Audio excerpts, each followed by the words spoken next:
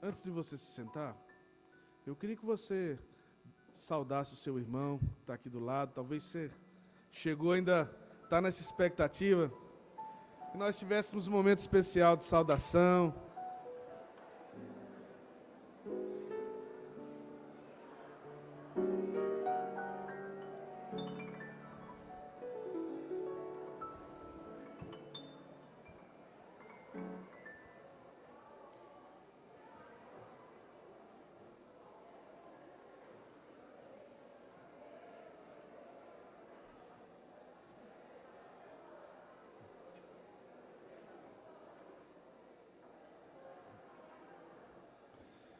Bem, você pode se sentar nesse momento? É gostoso, irmãos, fazer isso. Faz bem, né? Renova as nossas vidas. Nós não estamos só nessa jornada, nós somos uma família, não é verdade? E essa igreja tem uma história, né? Essa igreja tem muitas histórias aqui na vida de cada um dos irmãos. E é muito lindo ver a história da igreja, desde que eu cheguei aqui na igreja, alguns anos atrás, eu tenho tentado ler o máximo de informações possíveis e escutar o testemunho da vida dos irmãos, né, do que tem acontecido nessa história. E quando a gente começa a escutar isso, é impressionante ver os milagres que Deus tem feito. Ver a quantidade de vidas e de igrejas que essa igreja tem impactado. A quantidade de filhos e coisas que Deus tem feito. E isso nos dá força para saber que nós estamos aqui e estamos firmes no Senhor. E nessa manhã, nós teremos aqui para trazer a palavra do Senhor, o pastor Emerson Patriota, que está aqui conosco. E, indiretamente, né, ele tem uma história relacionada à nossa igreja Christ the King, né, porque ele é casado com a Ana Lídia.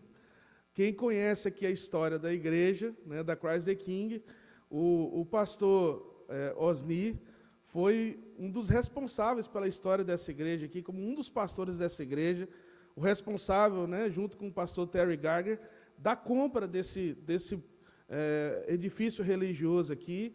E a Ana Lídia correu aqui nesses bancos da igreja aqui, por a igreja aqui, como muitos dos filhos dos irmãos que estão aqui, né? Ela é filha do pastor Osni e está aqui acompanhando o seu esposo nessa manhã. Portanto, é uma grande bênção, né? Eu tive a oportunidade de estar em Nova York agora, semana passada, com o Emerson. Ele estava fazendo um treinamento aqui em Nova York e conversei com o Osni. O Osni falou, olha, ele está aí, vai estar até o dia 1º de novembro aqui na região, né, de Northeast, dos Estados Unidos, então seria uma bênção que viesse pregar aqui. Eu, com certeza, tive uma reunião com ele, foi muito bom, e ela aceitou o convite de estar conosco. E eu queria convidá-lo aqui à frente. Ele vai apresentar melhor a esposa dele, né, falar um pouco do trabalho. Ele é pastor ali em Londrina também. E o Emerson estudou aqui nos Estados Unidos, fez o seu doutorado aqui na região de Atlanta, e morou aqui por um tempo nos Estados Unidos, com a sua esposa e sua família. Então, é uma grande bênção poder recebê-lo. E eu queria, de antemão, Emerson, fazer uma saudação e pedir que você, por favor, transmitisse o nosso abraço, né, ao pastor Osni, à Wanda, né, essa família que foi tão importante na história da nossa igreja. Aqui, eles seguem nos nossos corações. A nossa expectativa é que o pastor Osni possa voltar aqui com a sua esposa mais vezes, estar conosco, né, e nós somos agradecidos a Deus, porque a palavra de Deus nos ensina a nós honrarmos os pastores. A nós honrarmos. E uma das características dessa igreja aqui, que eu tenho acompanhado o testemunho, é que todos os pastores que passaram por aqui, nós temos honrado, né? Eu tenho voltado aqui, o pastor Namã, o pastor Samuel, né, o pastor Juliano, outros pastores que passaram aqui, e nós temos um coração agradecido também pelo trabalho maravilhoso que o pastor Osni tem feito aqui, fez nessa igreja. Então, Deus abençoe, que use você poderosamente na exposição da palavra. E Deus abençoe a sua vida. Obrigado, viu, Ana, por estar aqui com a gente, né? Então, quero passar a palavra. Deus abençoe. Graça e paz, igreja. Com certeza, hoje o reverendo Osni está sentindo uma santa inveja de mim, entendeu? Porque ele gostaria de estar aqui presente, e quando ele ficou sabendo do convite, ele prontamente pediu para trazer um saudoso abraço a toda a igreja. Acho que alguns lembram dele, outros devem ouvir histórias dele. Eu sei muitas histórias aqui, viu, Leandro e Cris, que estão aqui à frente, outros pastores, presbíteros, aliás, quero agradecer o convite. Algumas histórias, por exemplo, eu lembro de uma fotografia da minha esposa, ao lado da bateria, não sei se ficava aqui certo, mas ela tocava pandeiro, para que o baterista não era tão bom como vocês têm hoje, entendeu? Então ela tinha que ajudar o baterista a entrar no ritmo e tal. Sei de outras histórias também, quando acho que adquiriram aqui o espaço onde vocês se reúnem hoje, era um templo fechado há muitos anos, e quando eles foram abrir a porta para adentrar ao estabelecimento, a porta emperrou, não abria. Então diz o Osni, não sei se é lenda, mas ele literalmente chutou a porta da igreja para entrar nesse espaço, e é onde vocês se reúnem aqui, a igreja do Senhor Jesus cresce, e tenho certeza que muitas pessoas têm sido abençoadas aqui. Então é um privilégio para mim, esse convite, estar aqui num lugar que tem uma história realmente indireta, mas eu vejo muitas pessoas aí levando a tocha de hoje, né? Como se fosse uma grande prova de revezamento, o cristianismo, a igreja. Algumas pessoas que passaram antes de nós carregaram uma tocha, e agora vem outra geração que toma essa tocha, e nós temos que ser fiéis ao Senhor para carregar essa tocha, porque tem uma geração pequenininha aqui que acabou de sair para fazer o ensaio, que vão nos substituir. Nós temos que treiná-los, eles não são a igreja do amanhã, eles são a igreja de hoje. A igreja já está sendo formada nesses corações, e nós cremos nisso, amém? Quero agradecer imensamente mesmo, principalmente o Leandro e a Cris, que nos receberam com tanto carinho na casa deles, seus filhos, obrigado pela hospitalidade, já somos irmãos aí, e vamos fazer uma grande amizade, obrigado, tá? Quero apresentar minha esposa, como foi mencionado, fica em pé, por favor, amor. Eu casei com a mulher mais bonita do mundo, Ana Lídia. Obrigado, amor, que me acompanha, sempre dá toda essa força. Nós temos 2 filhos, somos casados há 15 anos ela me atura. Temos 2 filhos, um de 10 anos, o Gabriel e a Heloísa, que não vieram conosco, então a gente está morrendo de saudade deles, mas a gente deu uma tarefa para os avós, que estão cuidando muito bem deles lá, né? É importante isso. Mas chega de falar de mim, vamos falar do que mais interessa aqui, que é do Senhor Jesus, amém? Quero convidar você a abrir a sua Bíblia então no Evangelho de Mateus, capítulo 18. Nós vamos ler esse texto em partes. Primeiro nós vamos ler os versículos 21 e 22, e depois na sequência da mensagem nós leremos o resto da passagem do texto bíblico. Mateus, Evangelho de Mateus, capítulo 18, versículos 21 e 22. Se alguém não trouxe a Bíblia aí, você pode compartilhar, ou sua Bíblia impressa, ou a que você usa no seu celular, para a gente acompanhar a leitura juntos. O texto do Senhor diz: Então Pedro, aproximando-se, lhe perguntou: Senhor, até quantas vezes meu irmão pecará contra mim, que eu lhe perdoe? Até 7 vezes?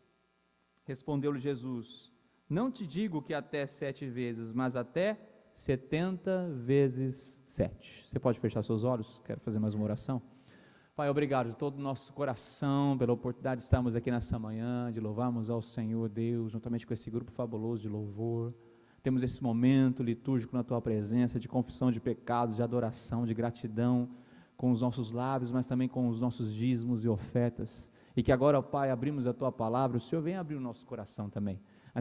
Essa tarde seja uma tarde especial na vida de cada pessoa, e que vamos falar de um tema tão delicado a alguns aqui, e tão necessário para a saúde das nossas vidas, saúde emocional, que é o perdão. Pai, fala conosco. Espírito Santo de Deus, Tu sabes que eu não trago nada nesse púlpito, eu trago apenas alguns pães e uns peixinhos, mas eu sei que nas mãos do Senhor Jesus Cristo, esses pães e esses peixinhos serão multiplicados, e cada pessoa aqui sairá alimentada.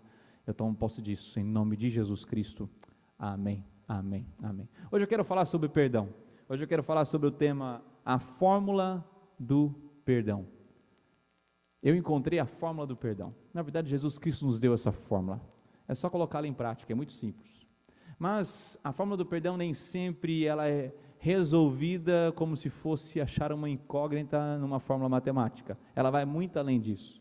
Ela não só resolve algo de hoje, mas ela resolve algo das nossas vidas. Ela traz saúde. É certo que como cristãos, como homens e mulheres de Deus, nós recebemos o perdão do nosso Senhor Jesus Cristo e somos perdoados, Mas o cristianismo não é só apenas receber, é um chamado para ir e fazer o que o nosso Senhor Jesus Cristo nos mandou fazer. Ser cristão é ser imitadores de Cristo, é ser pequenos cristos. O pastor Leandro disse muito bem, o nosso culto não se resume a algumas horas aos domingos. O nosso culto se estende em todos os dias da semana, em todos os dias da nossa vida.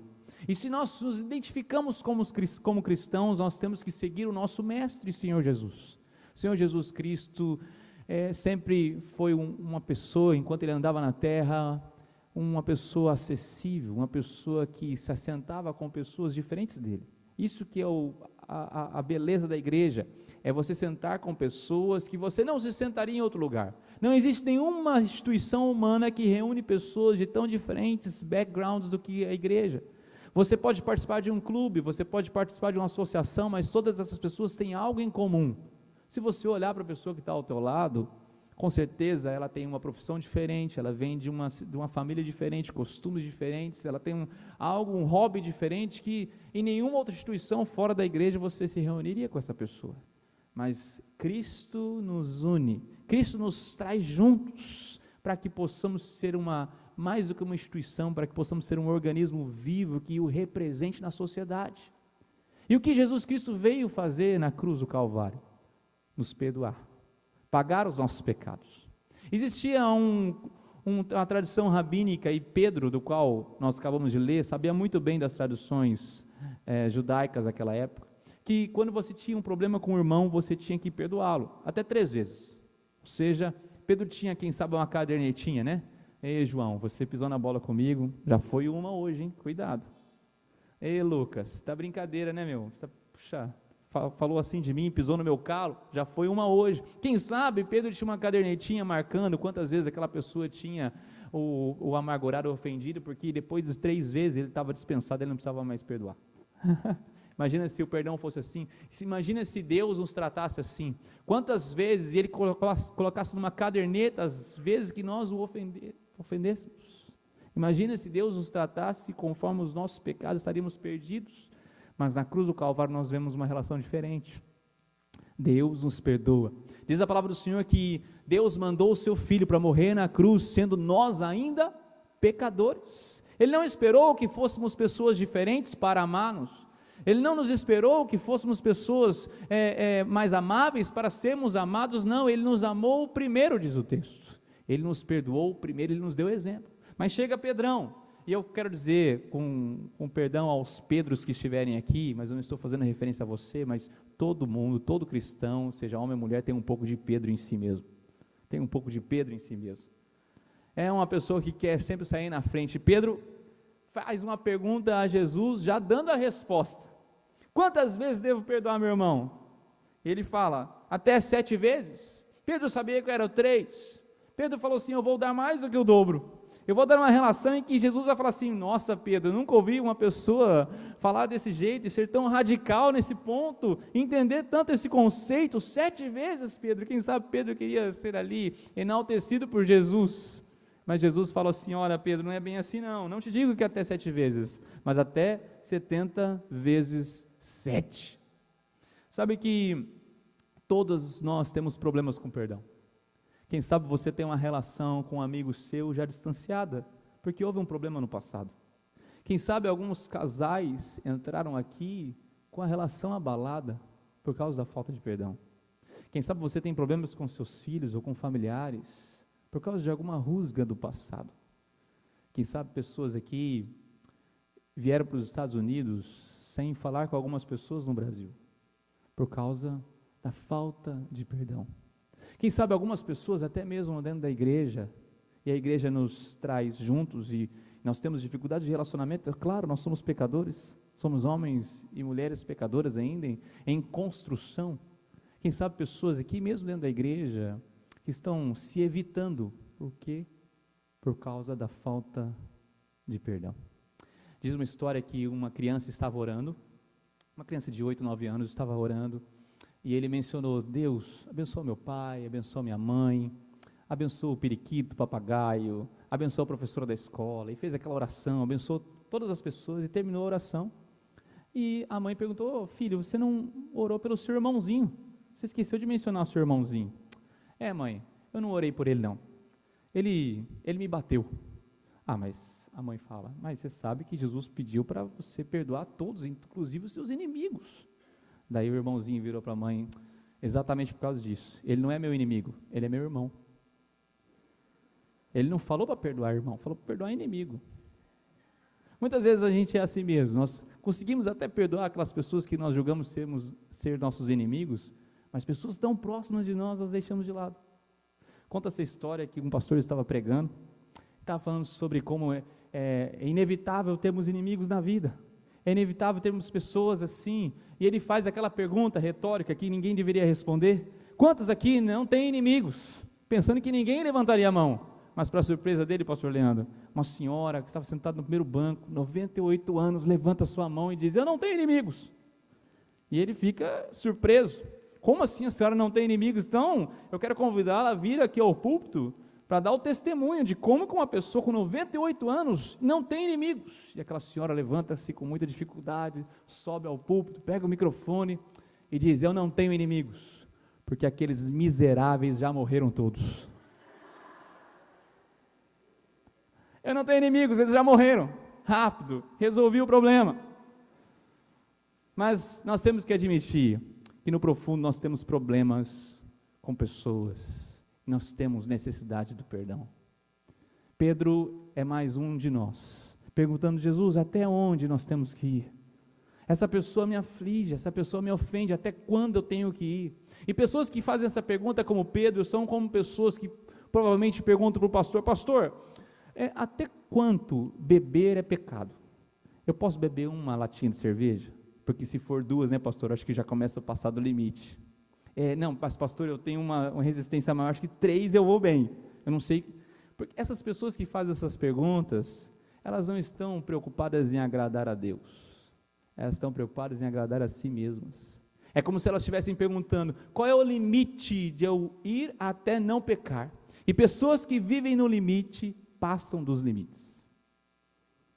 A nossa maior preocupação não é achar quantas latinhas de cerveja nós precisamos tomar, se é pecado ou não, a nossa maior preocupação tem que ser agradar a Deus. Pedro estava querendo saber de limites, Pedro queria estabelecer um limite, até quando eu vou para te agradar? Deus falou assim, é ilimitado, o meu amor tem que ser constrangedor, Pedro, o meu amor é incontável, não vai caber numa cadernetinha, é 70 vezes 7, alguns pensadores, historiadores da Bíblia falam que Jesus fez uma referência ao Velho Testamento, Gênesis capítulo 4, havia um homem chamado Lameque, que falou assim, eu matei um porque me feriu, e o outro que pisou no meu dedão, e a morte de Caim vai ser lembrada até 7 vezes, a minha 70 vezes 7, e Jesus faz uma referência a esse texto, assim como Lameque queria que a sua morte fosse vingada até 70 vezes 7, eu peço para que aqueles que me seguem perdoem até 70 vezes 7,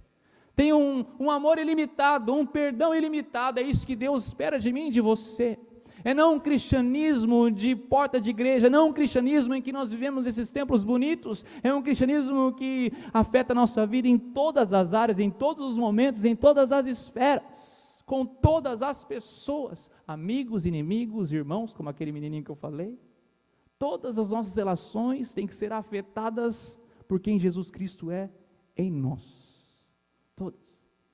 E Jesus, para explicar o erro de Pedro, ele continua e faz a menção de uma parábola. A parábola, você sabe muito bem, vocês estão numa série de parábolas do Senhor Jesus Cristo. O Senhor Jesus Cristo era mestre em contar essas histórias, ele era quase como um diretor, era muito melhor que Steven Spielberg, e quando você vê essas narrativas de Jesus, a sua atenção é captada, e Jesus conta uma parábola em 3 atos, e vocês estão, em plena Boston, vocês têm uma cultura imensa, e eu tenho certeza que isso vai falar o coração de vocês. Jesus conta uma história em 3 atos, e eu quero com você aqui, começar a falar sobre o primeiro ato, porque o que Jesus está falando para Pedro, que a verdadeira questão, Pedro, não é quantas vezes eu devo perdoar, mas por que eu devo perdoar.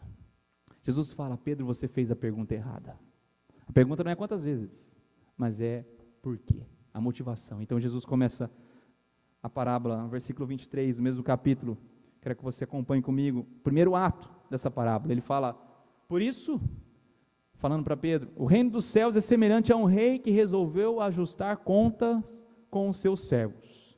E passando a fazê-lo, trouxeram-lhe um que lhe devia 10.000 talentos. Não tendo ele, porém, com que pagar, ordenou ao Senhor que fossem vendido ele, a mulher, os filhos e tudo quanto possuía, e que a dívida fosse paga. Então o servo, prostrando-se reverente, rogou: sê paciente comigo, e tudo te pagarei. E o senhor daquele servo, compadecendo-se, mandou-o embora e perdoou-lhe a dívida. Olha para mim, primeiro ato da parábola de Jesus. Jesus fala de um reino, um rei que resolveu acertar contas com todos os seus servos. Mandem todos os servos entrar, vou acertar contas um por um, e faz uma referência clara ao grande dia de juízo, em que Deus vai fazer essa grande prestação de contas a todos nós. Não importa se você seja cristão ou não, não importa quanto tempo de cristianismo você tem na sua vida, ou se quem sabe você está aqui apenas como visitante nessa igreja.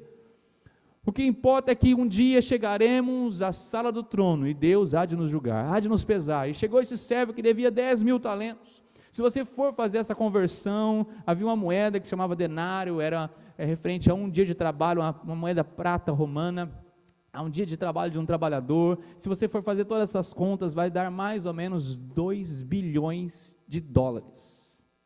Esse servo devia 2 bilhões de dólares ao seu rei.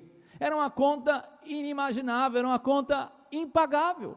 Então aquele servo não vê outra situação a não rogar misericórdia àquele rei, porque do contrário, toda a sua família seria vendida como escrava, até mesmo ele, seus filhos, sua mulher. Imagine só a pressão de ver seus filhos, sua esposa, seus familiares sendo vendidos como escravos para pagar uma conta que é sua. Então aquele servo roga, mostra-se totalmente sem condições de pagar, porque era uma dívida inimaginável, impagável. Então aquele rei tem misericórdia daquele servo e perdoa toda a dívida. Então imagine Pedro ouvindo essa parábola. Olha só que amor grandioso, e essa faz uma referência clara ao nosso Deus Todo-Poderoso, que nos perdoou uma dívida inimaginável, impagável naquela cruz, quando Ele enviou Jesus Cristo para morrer por mim e por você. E na cruz nós temos o escrito de dívidas, diz Colossenses, rasgado. O que pesava sobre nós, as nossas dívidas, os nossos pecados foram pagos em Jesus Cristo. E quando nós olhamos isso, nós louvamos a Deus, como acabamos de cantar. Depois da cruz, a minha vida foi mudada. Antes da cruz eu era separado, estava eu de um lado, Deus de outro, mas depois da cruz o véu se rasgou e hoje eu tenho comunhão com Ele, porque Jesus Cristo nos amou inteiramente, foi na cruz por mim e por você. Termina o primeiro ato. Que beleza, que maravilha de teatro, de peça que Jesus Cristo nos dá, mas Ele não termina aí. Então Jesus começa o seu segundo ato, versículo 28, acompanhe comigo. Saindo, porém, aquele servo, encontrou um dos seus conservos que lhe devia 100 denários, e agarrando-o, sufocava, dizendo: paga-me o que me deves. Então o seu conservo, caindo-lhe aos pés, lhe implorava: sê paciente comigo e te pagarei tudo. Ele, entretanto, não quis, antes, indo-se, o lançou na prisão até que saldasse a dívida. Olha só, segundo ato, termina aí, fecha-se as cortinas. Jesus mostra a reação daquele servo que foi perdoado ao sair da sala do trono do rei. Aquele servo encontra o seu conservo, o servo do servo, que lhe devia, não mais, se fôssemos fazer a conversão, não mais do que 2.000 dólares. Uma quantia pequena, uma quantia pagável. Uma quantia que, se aquela pessoa se esmerasse, pagaria, mas aquele servo não tem piedade do seu conservo. Ele foi alvo de um perdão tão grande, mas ele não demonstra esse perdão ao seu conservo, e o prende e fala assim: você não vai sair daqui até pagar essa dívida. Eu quero confessar que muitas vezes eu sou assim. Muitas vezes, se eu posso me identificar com um personagem dessa história, dessa parábola, eu sou como o servo. Eu fui alvo de um amor tão grande em Jesus na cruz, fui perdoado por algo tão grande, mas sou tão mesquinho em poucas coisas. Eu sou tão difícil de perdoar as pessoas por pequenas coisas que elas me fizeram. E por pior que sejam as coisas que elas me façam, nada será tão grande como o que eu fiz a Deus. Aquele servo não teve misericórdia daquele seu conservo.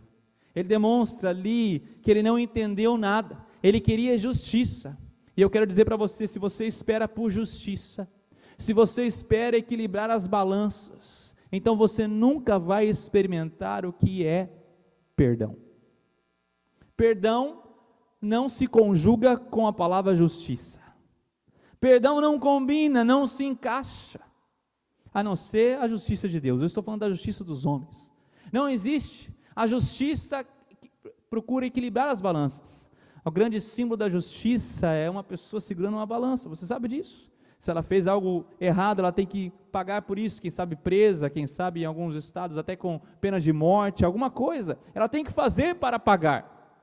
Imagina se eu estou na casa do pastor Leandro, da Cristiane, e lá acontece um acidente e eu acabo quebrando uma lâmpada, a lâmpada principal daquela sala, eu quebro, me esbarro nela, ela quebra, cai ao chão. Então eu peço desculpas ao pastor Leandro, peço desculpas a Cristiane e falo assim, não, eu faço questão de pagar a lâmpada. Mas o pastor Leandro, como ele é muito simpático, muito hospitaleiro, ele fala assim, não, pastor Emerson, o que é isso? Deixa que eu pago, eu vou pagar. Porque aquela lâmpada tem que ser substituída, porque sem aquela lâmpada aquele quarto fica escuro. Independentemente de quem pague, alguém vai ter que pagar o preço, para que aquela lâmpada seja substituída.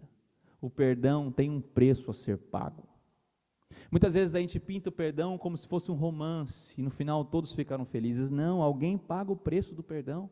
Para que eu e você fôssemos justificados diante de Deus, Jesus Cristo pagou o preço do perdão. Alguém precisa pagar o preço do perdão, e eu quero dizer a você que se rendeu a Jesus Cristo, o seu chamado é para pagar o preço do perdão. Ah, pastor, estava tudo tão bom agora, você pode ir embora para Londrina de volta. Você pode, pastor Leandro, o que você foi chamar o pastor Emerson para pregar aqui? Como assim, pagar o preço? Jesus Cristo já pagou tudo na cruz, exato, Ele é nosso modelo, Ele é para quem nós temos que seguir e olhar.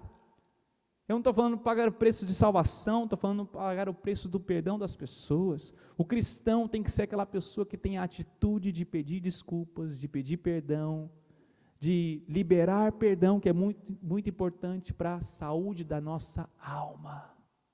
A saúde da nossa alma depende de uma vida cheia de perdão.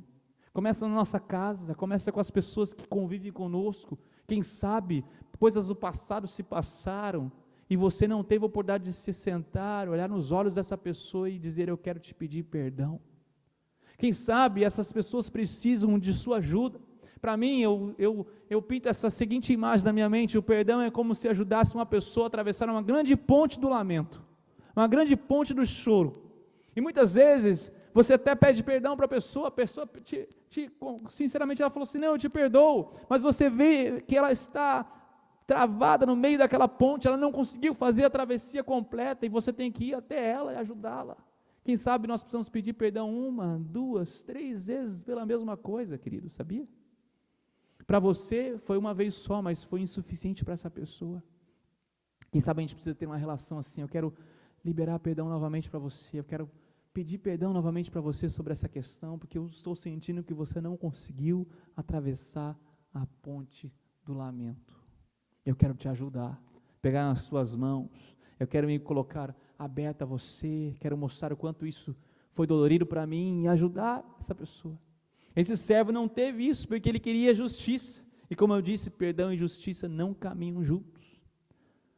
Muitas vezes nós recebemos no nosso gabinete pastoral pessoas que passaram pela triste experiência da traição conjugal, e depois de um tempo de tratamento, de muitas conversas, de muita oração, de muito choro na presença do Senhor, de muito tratamento do Senhor, esse casal se reata, e eles começam a conviver juntos. Mas quem sabe a experiência ali foi o marido que traiu a esposa, e com o tempo, você vê que aquela esposa, ela não consegue perdoar, mas ela quer justiça, ela quer um senso de compensação do erro, e aquele marido, que foi perdoado pela esposa, ele paga, dia após dia, pelo seu erro, e você vê que aquela esposa não conseguiu perdoar, mas ela está compensando o erro do marido, em pequenas prestações. Pessoas que não experimentaram o perdão genuíno. Eu não estou dizendo, e nem Jesus está dizendo que é fácil. Eu não estou dizendo aqui nesse púlpito que eu sou um grande exemplo de perdão. Minha esposa que está aqui para me ouvir, ela sabe quantas dificuldades eu tenho. Mas eu creio, e certa vez uma pessoa perguntou, pastor, você vive tudo que você prega? Eu falei, não. Ela ficou espantada. Não, eu não vivo tudo que eu prego. Porque se eu vivesse tudo que eu pregasse, eu seria Jesus. Eu não sou Jesus. Mas se existe uma pessoa que quer viver tudo que eu prego, essa pessoa sou eu. Eu procuro, eu quero viver esse perdão na minha vida, eu quero viver esse perdão nas relações das pessoas que eu tenho. Eu quero experimentar esse cristianismo que me muda de dentro para fora. Eu quero ver as pessoas florescendo ao meu lado, minhas amizades sendo restauradas, minha família sendo renovada pela força do perdão que eu recebi, não do perdão que eu libero, do perdão que eu recebi, porque Jesus Cristo continua a história não acabou. Então ele vai para o terceiro ato, versículo 31, olha assim na sua Bíblia, terceiro e último ato, ele diz, vendo os seus companheiros, os companheiros daquele servo que não perdoou o seu conservo, preste atenção, vendo os seus companheiros que se havia passado, entristeceram-se muito, e foram relatar ao seu senhor tudo o que acontecera. Então, o seu senhor chamando-lhe disse, servo malvado, perdoei-te aquela dívida toda porque me suplicaste. Não devias tu igualmente compadecer-te do teu conservo, como também eu me compadeci de ti? E indignando-se o seu senhor, o entregou aos verdugos, até que lhe pagasse toda a dívida. Preste atenção no versículo 35, assim também o meu Pai Celeste vos fará, se do íntimo não perdoardes, cada um a seu irmão. Terceiro ato, aqueles amigos do servo e do conservo ficam muito entristecidos. Puxa, mas este homem foi perdoado pelo rei, e ele não é capaz de perdoar uma dívida tão pequena do seu conservo. Olha a dívida da qual ele foi perdoado, olha a misericórdia da qual ele foi alvo, olha a graça da qual alcançou. Ele não era merecedor, mas a graça do Senhor o alcançou, e ele não é capaz de perdoar as pequenas coisas da vida. Então falam para o rei fica entristecido, manda chamar aquele servo, eu não te demonstrei graça, não te demonstrei perdão, era para que você fosse e fizesse o mesmo, mas eu vejo que você não entendeu nada. Então diz o texto, que ele entrega aquele homem aos verdugos. Verdugos são aquelas pessoas que maltratavam. Ele entrega essa pessoa não só para a prisão, uma coisa é você estar preso, outra coisa é você ser maltratado. Outra coisa é você ser ali agoniado, é você ter a sua paz tirada de si. Você não morre. Quem é maltratado, ele não morre, ele fica ali sofrendo as duras cargas da vida. Então Jesus fala o seguinte, tudo exige um preço a ser pago, tudo exige um preço. Você deveria demonstrar essa graça, esse perdão que você recebeu também. Sabe por quê? Se você for embora desse culto e se lembrar apenas dessa frase que eu vou te falar agora, eu vou ficar feliz. Perdoamos, porque já fomos perdoados. Nós não perdoamos porque eu acordei com vontade de perdoar. Sabe aquela história? Olha, eu não estou pronto para perdoar ainda. Aí eu preciso passar por uma espécie de coaching, tenho que preparar aquele local. Eu preciso sentir um arrepio na coluna, até a ponta do fio do cabelo, para mim falar assim, agora eu vou liberar perdão. Não espere um sentimento, os sentimentos vão e vêm.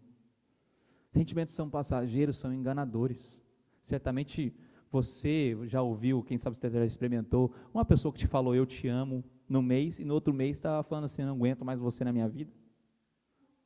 São palavras tão fortes, tão bonitas, mas não querem dizer nada, são sentimentos. Atitudes são diferentes.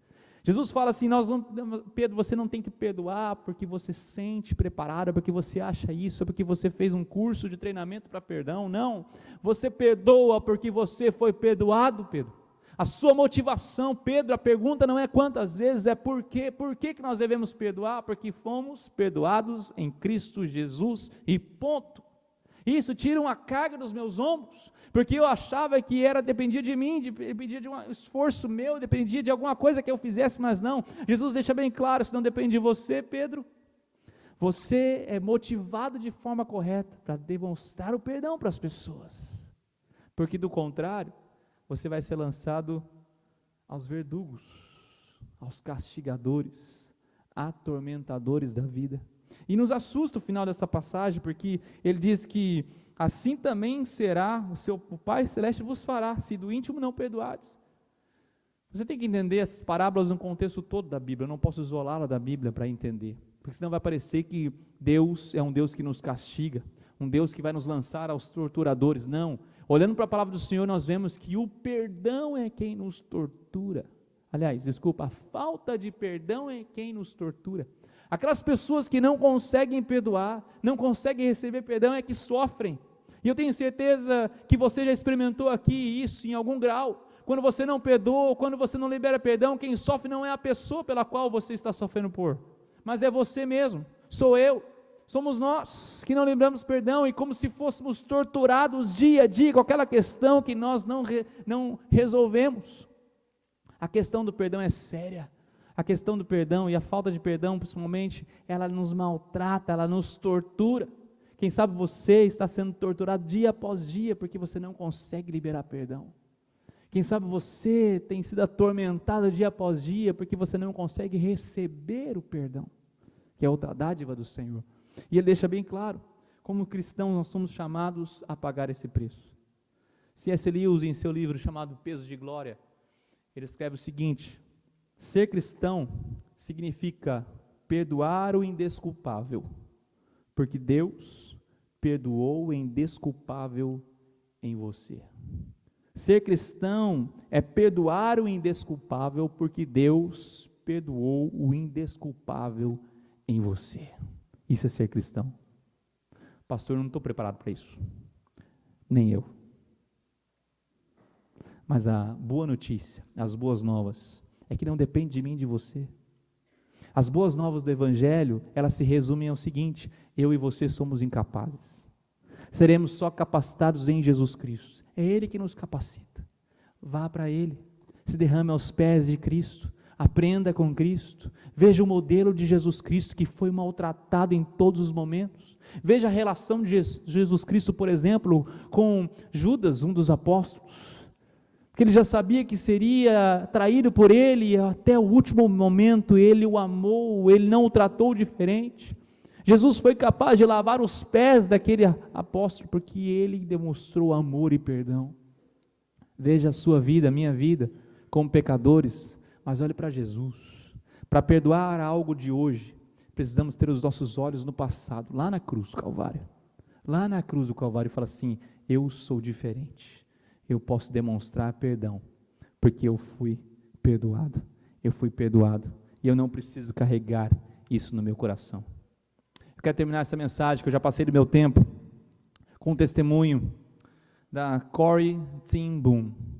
Corrie ten Boom, ela passou pelo campo de concentração nazista, ela foi prisioneira de um campo de concentração nazista, e ela viu a sua irmã mais velha ser morta nesse campo de concentração. Ela foi presa porque ela acabou escondendo judeus em sua casa durante a guerra, e ali o exército nazista pegou toda a sua família e aprisionou em campos de concentração. Então ela escreve o seguinte testemunho: depois que a guerra acabou, ela foi conhecida como uma grande pregadora, ela passava de igrejas em igrejas, contando o seu testemunho, mostrando o seu testemunho de vida, falava sobre o perdão, falava sobre Jesus Cristo. E numa dessas igrejas aconteceu algo impressionante na vida dela. Eu quero ler esse testemunho bem rápido. Ela diz o seguinte: foi numa igreja em Munique, onde eu estava pregando em 1947, que de repente o vislumbrei. Um homem calvo, troncudo, vestindo um sobretudo cinza com um chapéu de feltro marrom amassado entre as duas mãos. No instante estava enxergando o sobretudo e o chapéu marrom. No instante seguinte, o uniforme azul, o cap estampado com a caveira e as duas tíbias cruzadas, o rosto malicioso, lascivo, debochado. Minhas lembranças do campo de concentração voltaram com rapidez e impacto, a sala enorme com as severas luminárias do teto, a pilha patética de vestidos e sapatos no centro, a vergonha de ter de passar nua diante desses homens. Pude ver o vulto frágil da minha irmã à minha frente, costelas quase furando o fino pergaminho de sua pele. Betsy, minha irmã e eu, havíamos sido presas por termos escondido judeus da nossa casa por ocasião da ocupação nazista na Holanda, durante a Segunda Guerra. Esse homem foi um dos guardas no campo de concentração em Ravensbrück, para onde fomos enviadas. Agora ele, esse homem, estava diante de mim, mãos estendidas, dizendo: que bela mensagem, que bom saber, como você acabou de dizer, que nossos pecados estão todos no fundo do mar. Pela primeira vez, desde a minha soltura, eu estava frente a frente com um dos meus algozes, e o meu sangue parecia ter congelado. Você mencionou o Ravensbrück na palestra, disse o homem. Eu fui guarda lá. Mas depois disso, continuou, agora eu me tornei um cristão. E é muito bom saber que Deus me perdoou de todas as coisas cruéis que eu cometi lá. Mas eu gostaria de ouvir da sua boca também. Com as mãos estendidas, ele pede: você me perdoa? Fiquei ali paralisada, não podia fazer isso. Minha irmã Betsy morrera naquele lugar. Será que ele podia apagar sua morte terrível, prolongada, simplesmente porque pedia perdão? Eu achava que já perdoava a todos. Eu pregava sobre isso. Eu, o exemplo de perdão, diz Cortin Boom, não conseguia perdoar quando encarava o meu ofensor em carne e osso. Não pode ter passado mais do que alguns segundos. Ele em pé, a mão estendida, mas para mim parecia uma batalha de horas. Eu não tinha uma opção. Eu sabia disso. A mensagem do perdão de Deus possui um pré-requisito, que perdoemos a todos que nos feriram.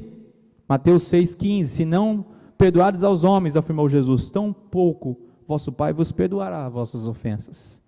Ainda assim, lá estava eu com o coração dominado pela frieza. Entretanto, perdoar é um ato de vontade, e a vontade pode funcionar indiferente da temperatura do coração. Então ela suplicou, preste atenção no que ela suplicou: Jesus, ajuda-me.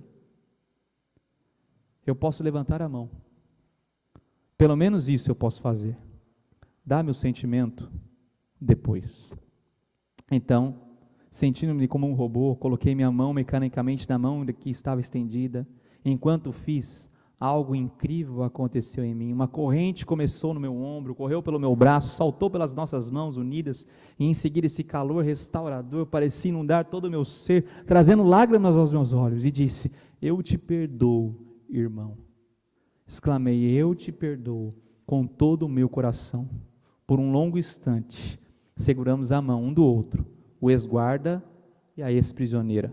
Posso dizer que nunca experimentei o amor de Deus de forma tão intensa como naquele momento. Ela fala o seguinte: eu posso levantar a mão. Deus, dê meu sentimento depois. Jesus clama que possamos estender as mãos, às vezes até sem sentimentos, não pela motivação de estarmos preparados, mas pela motivação de olharmos para um Cristo que morreu na cruz, que pagou uma alta dívida, que nos perdoou e desculpável em nós, para que possamos perdoar as pessoas também. Amém? Feche seus olhos, vamos orar. Pai, obrigado, Senhor, por essa manhã, obrigado por essa palavra, obrigado por essa parábola maravilhosa. Dá-nos a força de estendermos as mãos, assim como Cortin Boom fez. O sentimento o Senhor trará depois. Nós queremos obedecer um chamado. Nós não queremos fazer a pergunta que Pedro fez, até quantas vezes, mas nós queremos ser motivados pelo que Cristo fez na cruz. Ele nos perdoou para que pudéssemos ser pessoas perdoadoras também. Cura as nossas vidas, cura as nossas almas, cura os nossos relacionamentos com as pessoas, e que possamos glorificar o Senhor através do perdão, através dessa graça maravilhosa que o Senhor derramou sobre as nossas vidas. E nós oramos em nome de Jesus Cristo. Amém. Amém. Aleluia.